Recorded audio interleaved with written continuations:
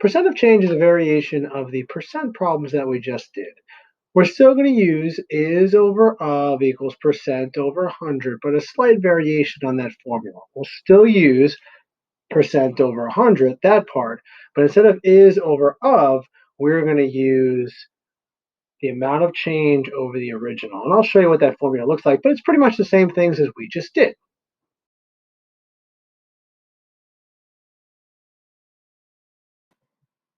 Previously, we've covered percent problems. We talked about how they deal with three different parts, is, of, and percent.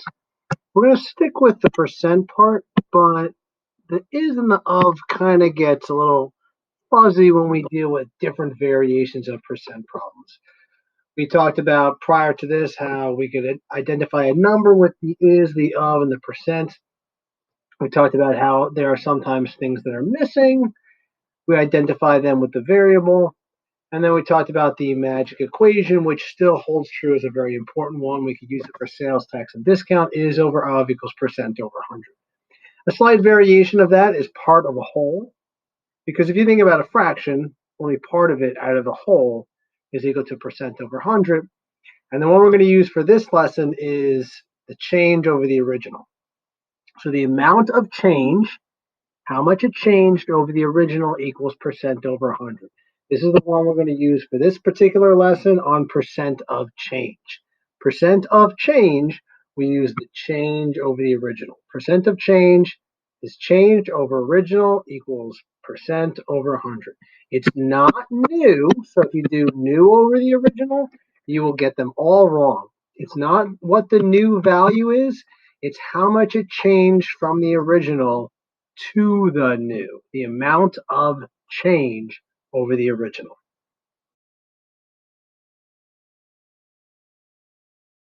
You see percent of change quite a bit, not just with sales tax and discount, but a percent of change is a description of an increase or a decrease in terms of a percent.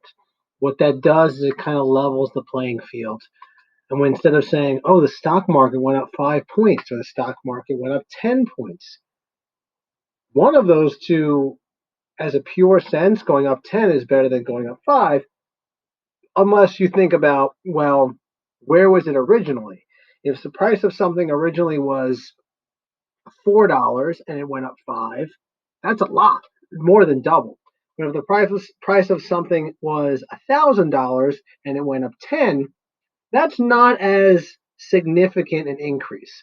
So when we see things like the stock market rises 8% or the shirt is 20% more expensive, these are examples where it doesn't matter what the price of stamps was. If it increases by 120%, that's more than doubling, which is a significant change in the regards of what happened to the value of it. It may have only gone up by 50 cents, but the percentage describes and kind of levels it off, comparing all over across the board. So again, we use percent of change because actually the actual amount alone can be misleading. Here's what I mean. Here's an example. Bill lost 10 pounds. Sarah lost 8 pounds. The question is, who's doing a better job of losing weight? You might be able to make the argument that Bill's doing a better job because he lost more weight than Sarah did, and you can't really argue that from a pure standpoint of how much weight they lost. But if you look at the picture of Sarah, who's skinny, and Bill can't quite reach the pie because his arms are too short. Bill weighs 260 and Sarah weighs 120. So is Sarah's 120 where she lost 8 and Bill's 260 where he lost 10? What is a more significant loss of weight? So it might not say better job, but a more significant loss of weight. And we could again use the magic formula, change over original equals percent over 100. We'll use change over original equals percent over 100 to deal with both of these scenarios. The first one, the percent, which is what we're looking for this time, over 100. So it's the change over the original. So the original is clearly 260. How much did his weight change? Well, it changed by 10 pounds. So it's as simple as setting up like this. We cross multiply 100. 10 times 100 is 1,000. And we divide that number by 260, which we actually do this. We can do 1,000 divided by 260, and we get 3.845. So 846. Let's say 3.85% decrease in weight. Not bad. Lost 3.9-ish percent. Let's see what Sarah. Again, we know the 100 goes there. We're looking for the percent. This time it's again the change over the original. The amount of change is 8. The original is 120. We go 8 times 100 is 800. Divide that number by 120. So we will do 800 divided by 120. And you'll see in this case, it's 6.6 repeating percent decrease. So she's almost, not quite, but almost double the amount of weight loss, even though it doesn't seem like it at first glance. So percent of change allows us to kind of level the playing field.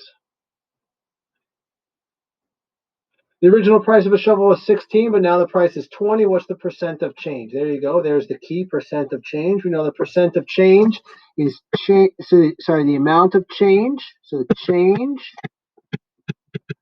over the original equals percent over 100. Change over original equals percent over 100. The percent, what we're looking for the percent of change, which is literally the percentage right there. Now, the original price is 16, so now it's 16. The common mistake is to put 20 right there. 20 does not go there. That is the new price. We are not looking for the new price. We are looking for the change. How much did it change? It's not 20. It didn't change by 20.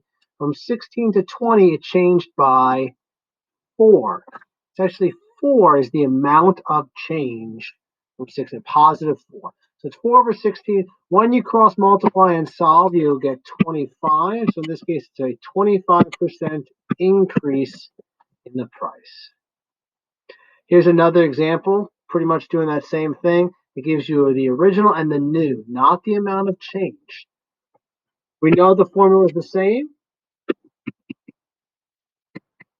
100 goes right there. The percentage is what we're looking for. The original is in the denominator, so that's 10. Common wrong, if you put 13, it's not 13. That's the new. The change from 10 to 13 is 3, a positive 3. When we cross multiply and solve, we'll get 30% increase in price. Sometimes it goes down. In this case, it increases. Sometimes they will give you how much it changed by. Sometimes they'll give you the original and the new, and you have to subtract by finding the amount of change. In this example, it told you how much it changed by. This is the amount of change. In this one, you have to do a little bit of calculations, a little bit of thinking.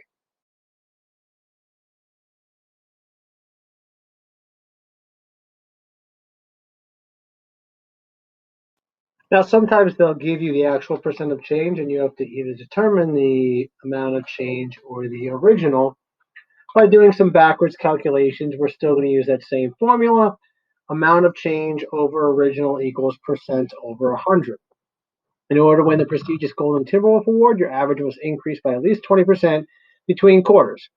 Nico's grade in quarter 2 was a 70. If she was able to increase her quarter 3 grade by 20%, so the percent of change was 20, what was her grade in quarter 3, her new grade? We are going to again use the formula, the amount of change over the original equals the percent over 100. In this situation, though, for the first time, we know that's 100, but we were given the amount of change, deposit 20%. We know that our original grade was 70, so that goes down there. And then what's going to be put right there is the amount of change, how much it changed by if it increased by 20%. This is a cross multiply and divide situation. 20 times 70 is 1,400. Divide by the leftover 100, we get x equals 14. So 14 is the amount of change right here. I certainly don't think that she got a grade in quarter 3 of 14 and her third quarter grade of a 14, which is impossible by LCPS standards, would allow her to get an award of any kind. This is how much it changed, how much it increased by. So if it increased by 14, that means from 70 to 14, we add her quarter 3 grade must have been an 85.